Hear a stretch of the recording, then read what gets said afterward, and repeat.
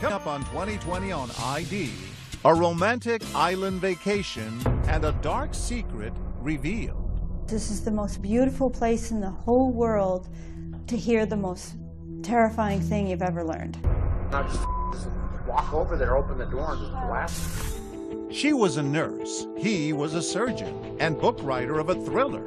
And now she's about to be living a thriller with him. With bullets already planted in her. His real-life target, his ex-wife. Suspicion would fall immediately on me, ex-husband. His plot so chilling, she secretly takes out her cell phone and starts recording every single word.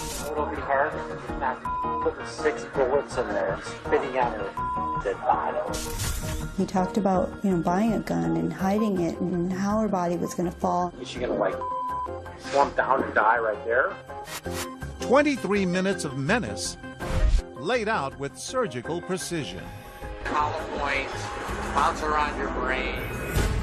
I don't know how you can listen to that recording and not realize this guy intended to kill her. This case has a little bit of everything. There's audio of what sounds like a plot. There's love, there's deception. And is there another target? I received a phone call from a gentleman wanting to use my services to locate a former girlfriend.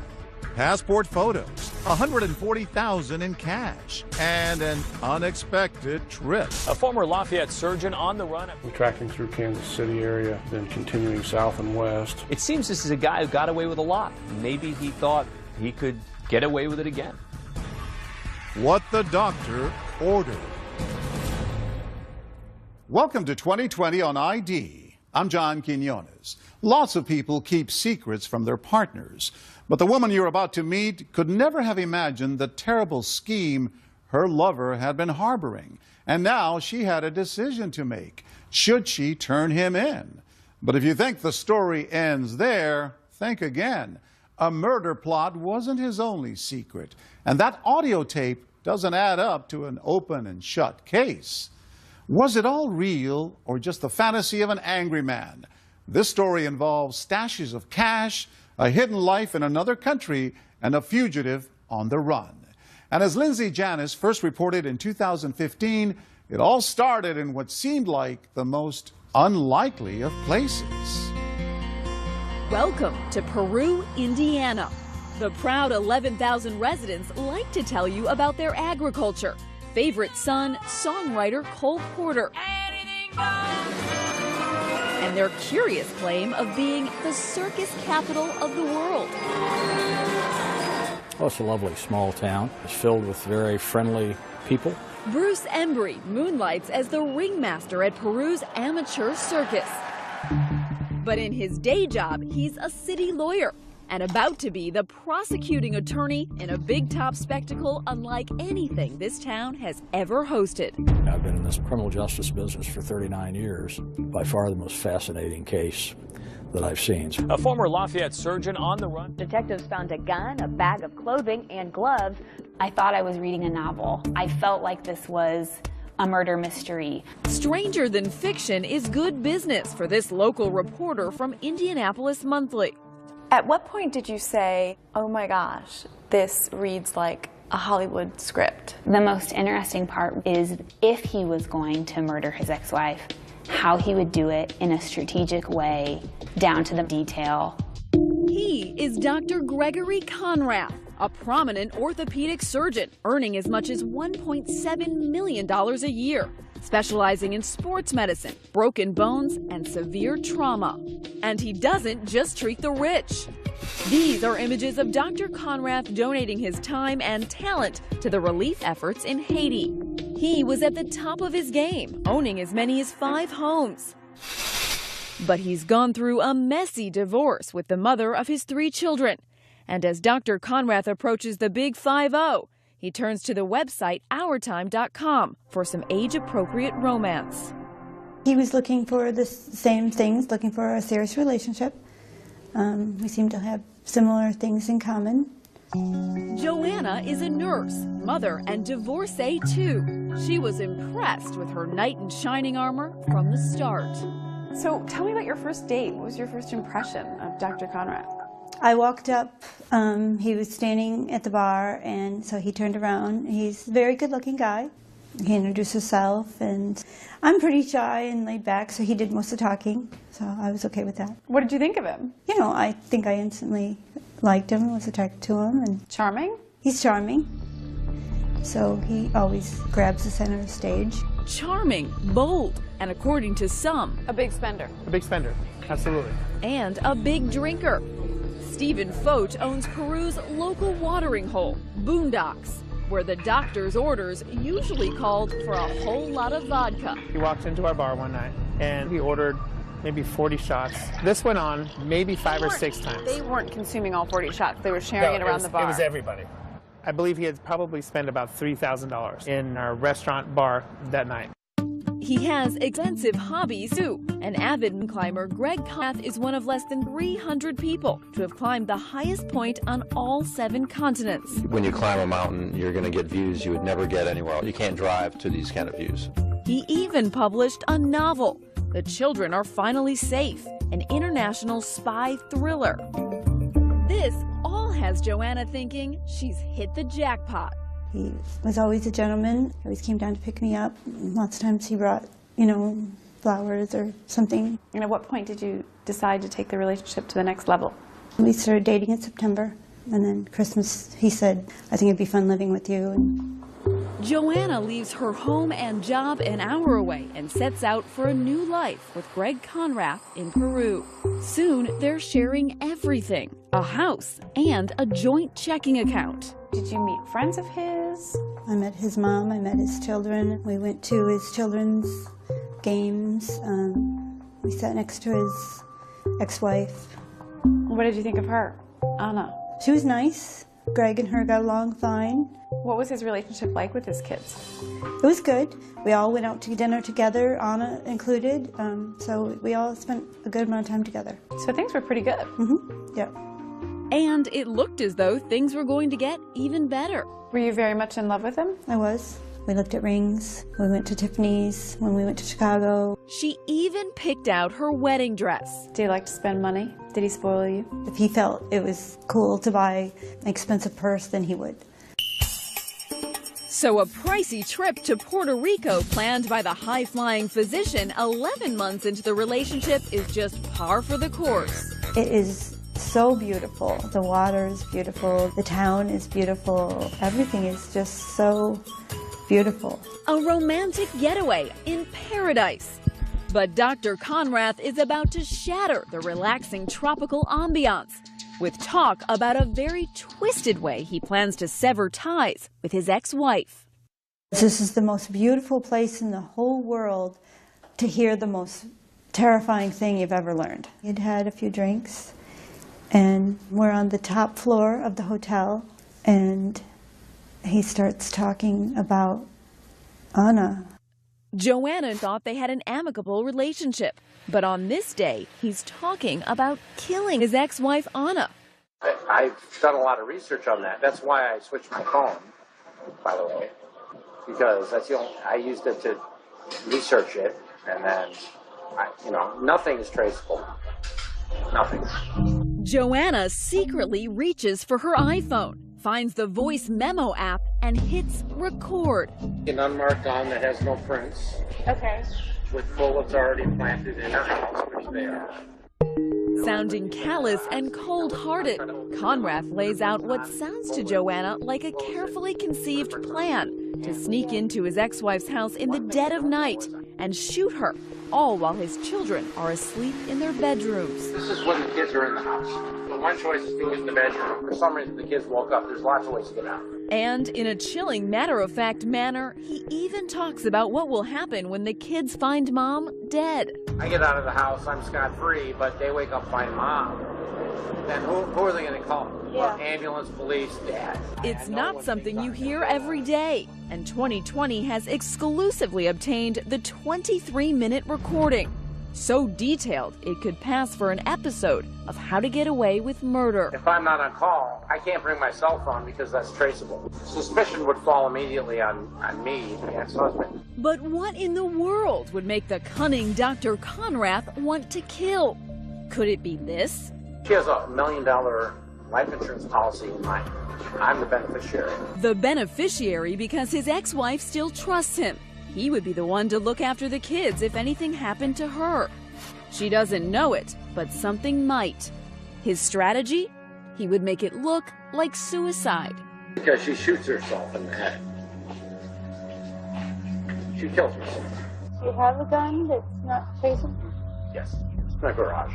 He has a gun at our house where we live, where he invited me to live, and he's hiding it in our garage. And I mean, my mind just cannot process that this is someone I'm in love with. I just can't wrap my head around the whole thing. Where's it gonna go after? I mean, she shot herself, so it stays with her. I've never touched with my hands. Okay. Even when I took it to a shooting range, I wore latex gloves. After I do that, I put her prints on the bullets, close it, put her prints on the handle. He lays out his challenges. One thing I don't know is she gonna like slump down and die right there? That'd be ideal, but maybe she'll writhe around and start making noise. And calculates his risks. I already drove over there twice. Ready to go. Both times, something happened. And now he says time is running out. Anna is planning to take the kids and move from the home she and Greg once shared in nearby Lafayette to Chicago, more than 2 hours away. I think the turning point when he got really, really agitated and upset was when he found out that his ex-wife had planned a garage sale at the Lafayette home. And I think it was realization that she was definitely moving. He was angry. Yes. I just couldn't register why he would be so angry about them moving, because we went to Chicago all the time. And it wasn't until we went to Puerto Rico that I understood. There was a code on the garage, you know, that he knew in the Lafayette house. And in Chicago, he didn't have any access to get into the Chicago house. For Conrath, it seems the race is on. It has to be done before they move. Cannot be done in Chicago.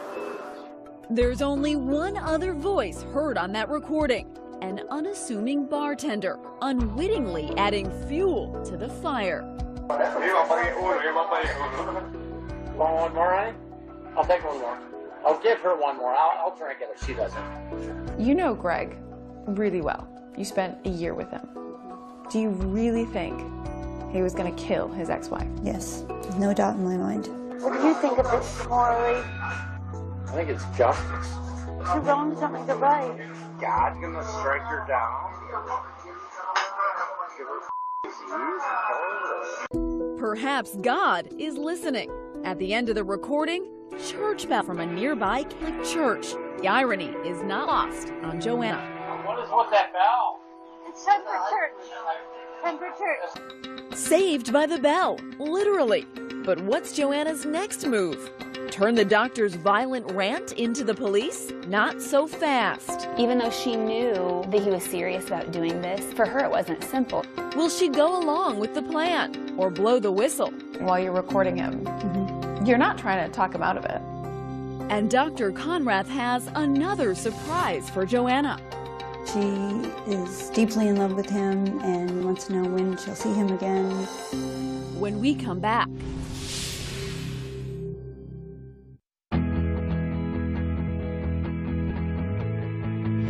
11 months into a whirlwind romance, Joanna and her boyfriend, Dr. Greg Conrath, are on vacation in sunny Puerto Rico. But the trauma surgeon reveals he could be planning a traumatic event of his own. Hollow points, bounce around your brain. What? It's got to penetrate your skull, but not go through the other side and mess up in there. He's talking about killing his ex-wife. 23 minutes of grisly detail, all captured on a dramatic iPhone recording courtesy of his girlfriend Joanna. What was going through your mind when you decided to press that record button? I didn't want him to kill the mother of his children. Did he act like he was confiding in you? He wanted to tell me because he wanted me to tell the police that he was home with me so that I would be his alibi. Conrath is so cavalier, he's even prepared to get caught. If I get caught, I can do the time. I've lived a full life. I'm a tough guy. While you're recording him, you're not trying to talk him out of it. You're just, what, in shock? But when she finally snaps out of her shock, Joanna doesn't sound so concerned for the mother of those kids. She sounds more concerned for herself. We're going to have to start leaving money in the phone. Why? You don't care about me? Yes, honey. Then what'd you say why for? I'm just saying, you're going to have to help set everybody up okay. I can't I wish I could set you up okay. I can't do that. And then a strange question that will even confuse Conrad. Get married before? Are you crazy? I always want to get married before that. And that's all thinking of you. That whole comment is thinking of you. All right, not me. It'll give you something to hang on to. When you said to him, should we get married? What did you mean by that? I started asking questions because I needed to know whether it was real or not. You sounded very upset that he hadn't thought about you and how he was going to look after you financially. Well, of course, because I thought we were in a relationship, and then I come to find out that he's made a whole plan of his life somewhere else. Somewhere else with someone else. Turns out Anna wasn't the only Mrs. Conrad. After they get divorced, he goes to Mexico. For what he says is just he needs to get away, he needs to relax. Blow off some steam. Blow off some steam. There was a lot of drinking involved from what he said.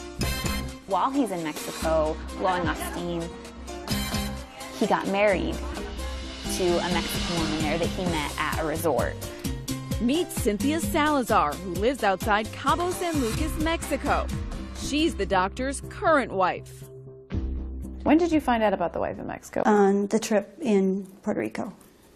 They had been texting almost daily. Were you able to get a hold of his phone and see what they were talking about? I looked, and she is deeply in love with him, and she misses him and wants to know when she'll see him again. Talk about leading a double, make that triple life. Still, Joanna just wants to know where all this leaves her. So do you have a plan for me and Cynthia? Cynthia's fine. Okay, and? I'm talking to you. Nobody else knows this. Nobody. I said, do you have a plan for me and Cynthia as well? And you said Cynthia's fine, so that means you must have a plan for me too. Kidding me? Like that? Cynthia's fine. She doesn't need anyone to take care of her. She's got $140,000 of my money. A full life, family, and stuff like that. I can't do that for her. You want me to wait? I don't want you to do anything. I don't need your help. I planned this out as something I would do by myself. Did he think you were going to go along with the plot at this point? I think he assumed. I think he didn't know me at all. Joanna's vacation is over. She tells Conrad she's getting another room in the hotel, but she's secretly plotting her return to Indiana. How long did it take you to get out of there? A day, and then I stayed at the airport until that flight. But she does one more thing before she leaves. She waits for Conrad's paycheck to clear and empties their joint checking account. You took some money out of the account. A joint account. Why did you do that? It was our money together. I had to survive. A day later, Joanna's back in Indiana, and she's not taking Conrad's calls. So he calls law enforcement to check on her, telling them he fears she may be suicidal. So what did you think when that officer came to your door and said, Greg wants us to check on you, he says you're suicidal? I just figured it was part of the plot. So she tells the officer what's really going on. Did you then share the recording with her? I did. And then her partner came in, and then they listened to it. Detective Sergeant Mike Rogers can't believe his ears. Couldn't this just been a guy blowing off steam, talking about his ex-wife like a lot of guys do? That's always a possibility, but I thought we needed to go a little further with the investigation. And you told me that that recording was Greg Conrad's voice, is that correct? Yes. Whether out of conscience, revenge, or fear, Conrad's confidant is now ready to spill the beans. When we return, the trauma surgeon is back from the beach and about to go into the box with Detective Rogers. What's the red light for? It's recording. Oh, right. And has even more bombs to drop. I used a knife. I tried to stab myself and hit my heart. And later, Dr. Conrath on tape again. This time, hours. When we come back. Comfortable? Yeah.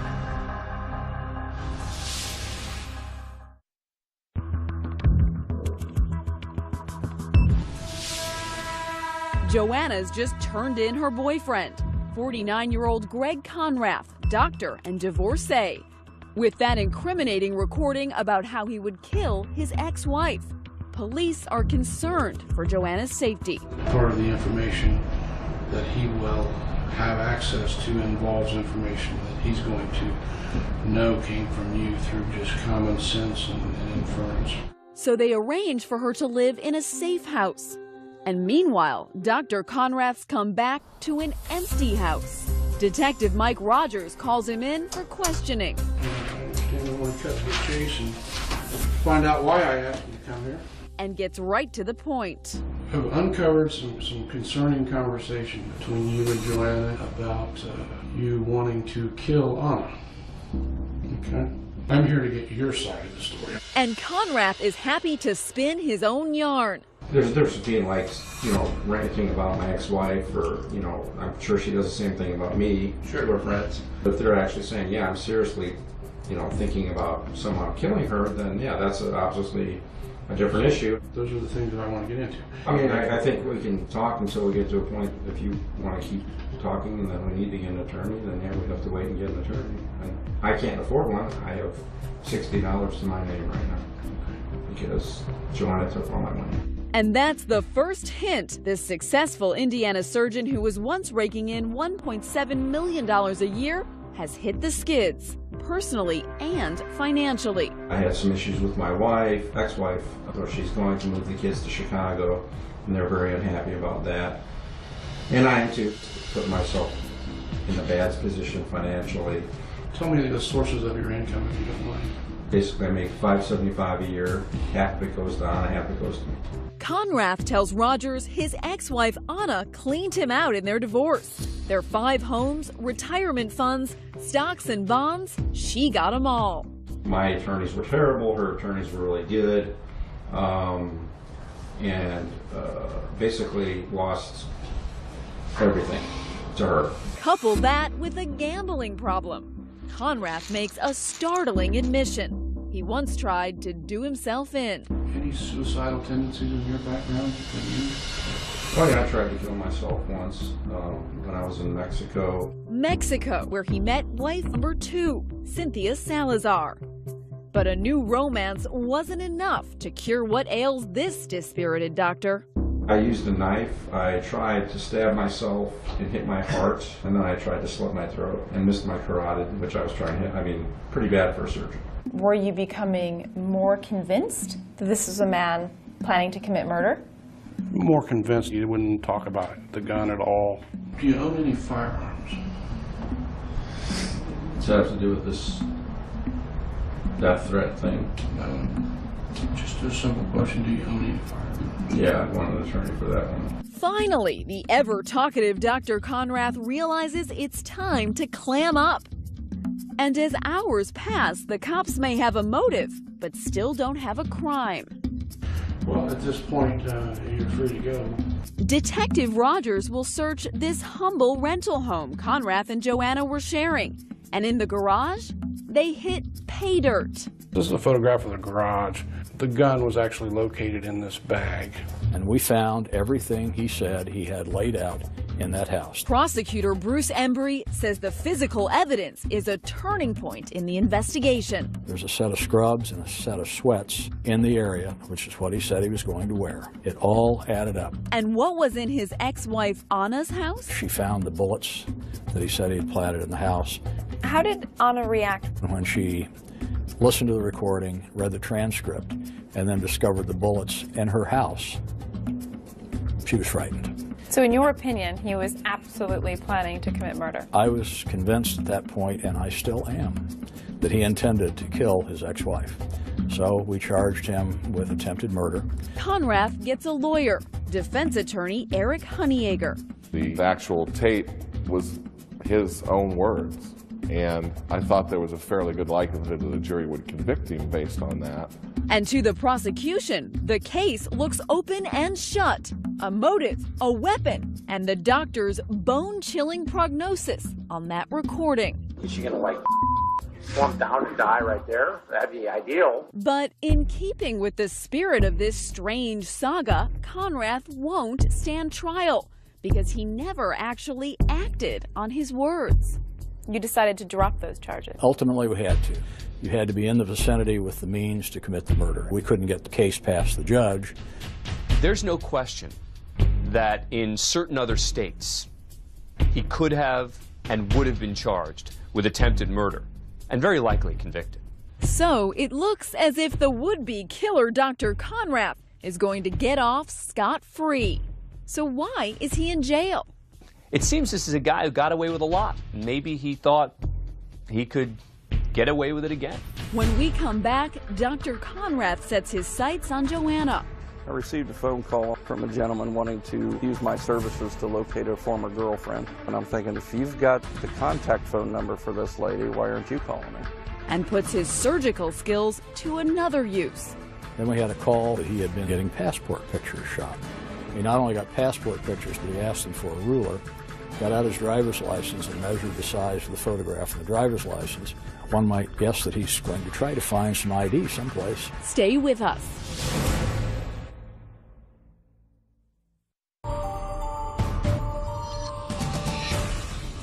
Gregory Conrath has been caught. While on vacation, he revealed a plot to murder his ex-wife, and his girlfriend recorded it all. But Indiana law says talking about committing murder isn't a crime. So then, why is Dr. Conrath in jail? Lindsay Janis picks up the story. Miami County Jail in Peru, Indiana. The doctor's new digs. This is him right when you arrested him the first time. Yes. 11 months later. Yes. He looks haggard. Looks like he didn't sleep in that entire 11 months. It's a different lifestyle. Dr. Greg Conrath, renowned surgeon and wealthy mountain climber, has gone from the peaks of all 7 summits to rock bottom, cuffed and shackled in an Indiana county jail, and is ready to sit down face to face with 2020. 1 second we're on this vacation to Puerto Rico talking about marriage, and then suddenly, you know, I'm arrested for attempted murder. But in a bizarre twist, it's not that infamous recording that's landed him here. He beat that rap. You have to show intent to do it, planning and preparation. That's the definition in Indiana, at least. Case law in this state looks like your best friend. Yeah. No, instead, the story of what ultimately took the doctor from green scrubs to red prison garb is a tale all its own. But to truly understand what landed him here, you have to go back to the beginning, starting with that bitter divorce with his ex-wife, Anna. She got everything. Yeah, she got everything. That make you angry? Sure, it made me angry. Yeah, I was very unhappy. And then we ask him to recall the vacation in the Caribbean, the night he and his girlfriend Joanna are tossing back lemon drops like lemonade. Take me back to that night that Joanna recorded you. How were you feeling? We're right on the beach. You know, it's vacation, so I was drinking a fair amount. And then I just told her about this kind of, I guess, dark fantasy that I had about killing Anna. Because the person doing it's me. There's no one else that would do it. How would you describe yourself when you drink? Well, I don't talk about murder every time. I talked to her about it before when I was drinking. And she seemed to, I don't know how you'd say, get off on it a little bit, I guess you could say. Listening to the recording, it doesn't sound like a fantasy. It sounds like a well-thought-through plot and motive to kill your ex-wife. It was a fantasy that I had, and it was a detailed fantasy, yes. Do you know the difference between fantasy and reality? Yes, of course. It's a lot of it's BS, drunken BS. But then we ask him about this part of the tape.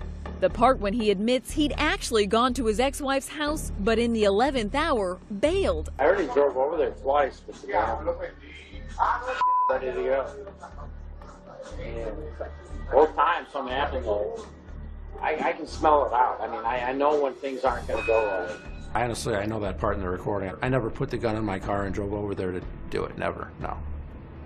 No. Why did you have that gun? Well, I bought it for, why do you have a gun in Indiana? For home protection, just to have a gun. Where did you get it? I bought it from some guy in a parking lot. So. It's not where most people buy their guns. I don't know where most people buy their guns. The gun store? Okay. Get a permit? And what about those bullets? On the recording, he'd said he'd planted them in Anna's house. Did you plant bullets, hollow point bullets, in that house? No, I've had bullets from when I bought the gun in the house, and I didn't take them with me when I left the house years ago. And he says with Anna having plans to move out of that house and take the kids to Chicago, he insists his plan never even had a chance. They were no longer living in that house, so, and I couldn't get in the house to do it even if I wanted to, so. But just because it wouldn't have worked doesn't mean you weren't planning on doing it. Well, like I said, it's a dark fantasy to talk about. I don't know how else to say it other than that. Isn't it a terrible coincidence for you that parts of this fantasy were actually true? There was a gun, latex gloves, change of clothing found at the house, hollow point bullets at hers. Yeah, I agree. But, I mean, also I'd like to say that all that stuff is not against the law. But Dr. Conrath made no bones about the venom he felt towards Anna. In this recording, you say that killing your ex-wife would be justice. When I think about the divorce, I was really on my last legs. She really stuck it to me. She didn't have to take every single thing. You hated her so much, you had a plan to kill her. And the plan, just to paraphrase, is basically for me to sneak in the house with my kids there asleep and shoot her in the head and make it look like a suicide. This is when the kids are in the house. One loud thing, and I wake them up and they don't know why they woke up or what's going on or anything. And they go back to sleep. Why while your kids were asleep in the house? Well, the thought would be that if I could get in and out, that would be pretty solid proving that I wasn't there. It's an ugly recording. I'm embarrassed that I did it. I said those things. It's terrible. Terrible. You regret it? Well, yeah, of course I regret it. That's why I'm here. Well, that's not really why he's here. When the attempted murder charge was dropped, Conrath was released from county jail as part of a plea deal. I thought it was reasonable at that point. I thought it was a reasonable offer. But the offer came with one very clear condition: absolutely no contact with his ex-wife Anna or his former girlfriend Joanna, a rule Conrath would violate even before his release. He did it from jail, and he used his children to text and try to contact me. You thought that the man that you were madly in love with and had just gone on vacation with might want to kill you as well. If he would want to do that to someone that he was married to, had children with, what do you think he wants to do with me? Once out of jail, Conrath didn't stop. Conrath tried to contact his ex-girlfriend 3 times after he bonded out of jail. We hired a private investigator to look for Joanna. We tried to. I received a phone call on a Saturday morning, August of last year, from a gentleman wanting to use my services to locate a former girlfriend. Dale Seward is the private investigator Conrath hired. He's got a piece of paper in there with her information, and I'm thinking, if you've got the contact phone number for this lady, why aren't you calling her? But it was yet another piece of paper, Seward says, that really raised flags. He'd written me a $150 check and put it in the envelope. He's got on there Conrath, and it's a $150 check, and he's got a Post-it note on it that says, please don't cash till Friday. You thought, how come a doctor can't write a check for $150 bucks? Yeah. The private eye quickly figured out who Conrath was and alerted the cops. I missed her. I missed the relationship. I wanted to know what happened. I wanted to get some closure. But Conrath wasn't done breaking the rules. With his passport confiscated, he heads over to this local Walgreens. Then we had a call from a woman telling us that he had been in getting passport pictures shot. He not only got passport pictures, but he asked them for a ruler, got out his driver's license and measured the size of the photograph of the driver's license. One might guess that he's going to try to find some ID someplace. But Conrath has one last trick up his sleeve. The doctor is on his way for an unscheduled house call. So he cuts his bracelet off there. And when's the next point that you pick him up? A former Lafayette surgeon on the run. We tracked him through Kansas City area, then continuing south and west through the New Mexico-Arizona border. Stay with us.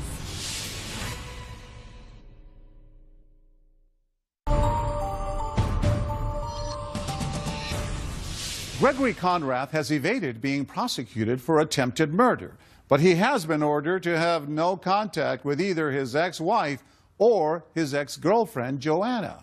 Still, it didn't take long before he broke that bargain, and that's not the only thing he broke. Here again is Lindsay Janis. Dr. Greg Conrath is a man on the run. After violating no-contact orders and purchasing photos for a passport he's not allowed to have, he's gone missing. My prediction was he would be in Mexico within 30 days of being released. He surprised me. He tried it in 14 days. He had a wife in Mexico, and a substantial amount of money had been forwarded to her prior to his arrest. Cynthia's fine. She doesn't need anyone to take care of her. She's got $140,000 of my money. The disgraced surgeon was supposed to be on home detention when he recklessly cuts off his ankle monitor and leaves it on the side of the road. A former Lafayette surgeon on the run. Conrath is traveling alone, and for a man who says he likes to fantasize, he didn't conjure up a very good escape plan. So he cuts his bracelet off there. And when's the next point that you pick him up? I started getting information that he's over around western Illinois, Missouri area. There's a Wendy's. Conrath's debit card pings at the fast food joint. Surely he should have known that you could track him. Yeah, you would think so. And he uses his cell phone, which leaves a digital footprint. We tracked him through Kansas City area, then continuing south and west along I-40 through the New Mexico-Arizona border. He was then arrested tonight, just a mile outside of Flagstaff. How long did it take him to get to Arizona? About 2 days, Another, what, half a day, and he would have been in Mexico? probably. He had stolen a license plate and switched plates on his car. So I think that bought him some time. And he'd packed for quite a while. This is what his car looked like, is that right? Yes, that's what was found at the scene of the traffic stop along I-40. In his car, 40 pairs of shoes and just about everything he owns. Kitchen utensils, pots, pans. The jig is up. Conrath pleaded guilty to stalking charges and fleeing. And despite beating that attempted murder rap, he was sentenced to 10 years in state prison. He could be out in 6. Getting a 10-year sentence for stalking, especially doing what I did, which is very benign, is pretty extreme. That's extreme. Sounds like you're feeling sorry for yourself. I think I was treated unfairly, yes. I think the judge and a lot of people did not forget about the attempted murder charge like you should, because it's dropped. I think that's colored the judge's determination of how much time I should have, as well as the prosecutor. If it was just a stalking charge, doing what I did, I mean, you know, most people would go on probation for a year. Prosecutor Bruce Embry disagrees. He was attempting to find her address. Most stalkings are pretty petty, but he was stalking a woman that he had threatened to kill, and I think that's pretty serious. Perhaps Conrath got off easy. Remember his boasting on that recording? Honestly, I could suck up 30 years of jail time, and in the end, I can do the time. Still think you can do hard time? I'm actually looking forward to going to prison. It's a lot easier to do your time in prison than in a county jail. There's a lot more to do. I'm going to write another novel? I've thought about writing a sequel to the one I wrote already, or maybe something about my life, I don't know. A New York Times bestseller? More like a sad commentary. You know, my career as an orthopedic surgeon is ruined. Never going to do that again. How do you reconcile that man doing charitable work in Haiti, operating on victims there, and the man in jail right now? What I do is I'm a doctor, I take care of people, and if I said some stupid things, then, I mean, I'm paying for it. What a thing to throw away.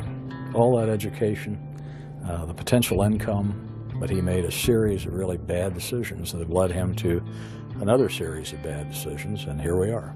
Is it possible we'll never know whether he intended to kill his ex-wife? Oh, I don't think we'll ever know any more about this than we know right now. It will always be a mystery. The fallout from Dr. Conrath's misfortune leaves a trail of broken hearts. There's that other Mrs. Conrath in Mexico. What was that all about? Oh, a woman I met down there, and we got married. I mean, Fell in love and just got married? yeah, pretty much. You're still married? Yes. Officially, yes.